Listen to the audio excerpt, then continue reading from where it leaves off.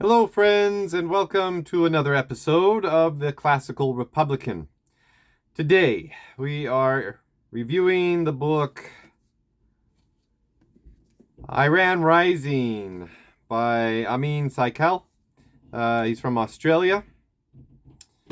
Now, let's start off with the nature of the regime in Iran. Okay, so they have three elected bodies elected by the people: Parliament, President, and Assembly of Experts. So I think we know what parliaments and presidents are. It's pretty much the same as everywhere else.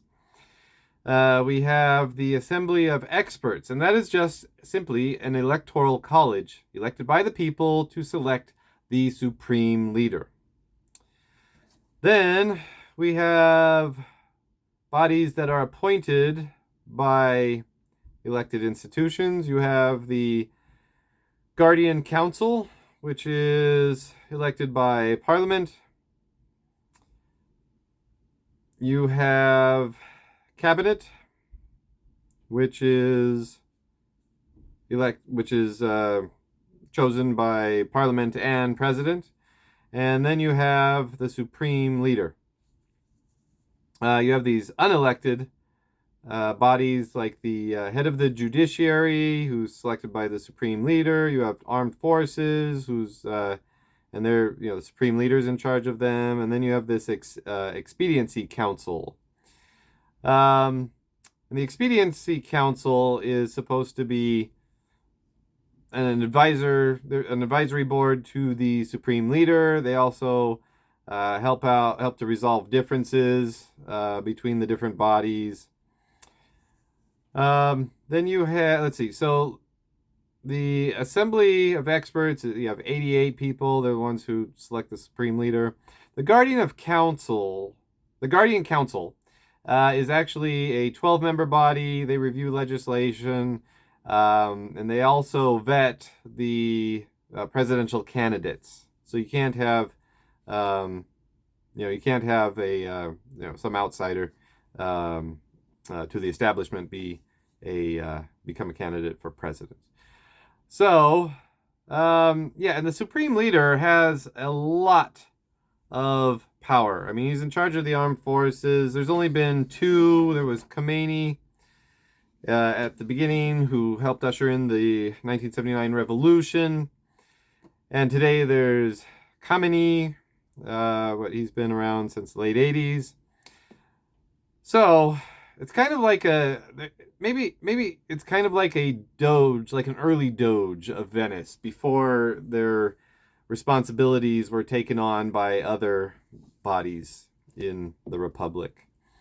But anyway, that's where we are with the supreme leader. So as far as being a classical Republican, the supreme leader is very, that position is very upsetting because it does dominate all the other bodies in the government. So there is some push and pull from other bodies, but if the supreme leader wants something, the supreme leader's gonna get it. So the author talks about when Khomeini came in, he brought together three competing factions. You had hardline revolutionary conservatives, you had progressive reformers, and then you had pragmatists. And so these three groups have been the main bodies that are trying to set tone for policy in Iran. Let's see. Khomeini was a great admirer of Aristotelian thought, and so I think that you see that reflected in the checks and balances. Even though they are heavily muted by the supreme leader, you still have them. And if they could somehow change the role of the supreme leader, I think it would be really cool to have a supreme leader and a president who were kind of co-equal. Maybe give them separate responsibilities, or maybe give them similar responsibilities. It'd be kind of like the consuls of Rome. So very classically Republican. the author also goes on to state that the supreme leader was intended to be like the philosopher king in Plato's philosophy, in like Plato's Republic. So that's kind of the justification for why the supreme leader has so much power, because he's just so good and worthy of it.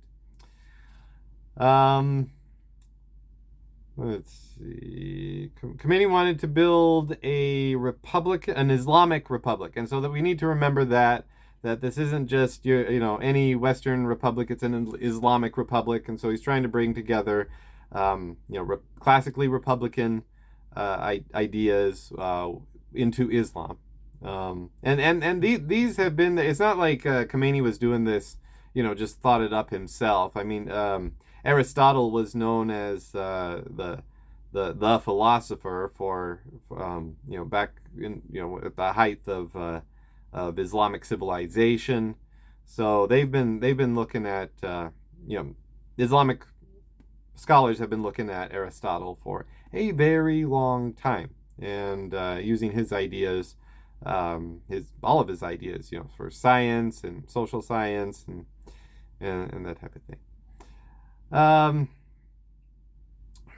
So he wanted the Republic to be able to function and thrive in a very complex setting. So the Middle East in the 20th century. So that was a very complex setting for internal elasticity and external flexibility. And what better form of government is there to meet those needs than the classical Republic? And then he also talks about the Iran trying to export their ideology. It says certain groups have taken inspiration, either directly or indirectly, from the Iranian experience. And so he's talking about religiously, in a revolutionary manner, to oppose anti-U.S. hegemony. But this is also very classically Republican. So he's trying to oppose domination,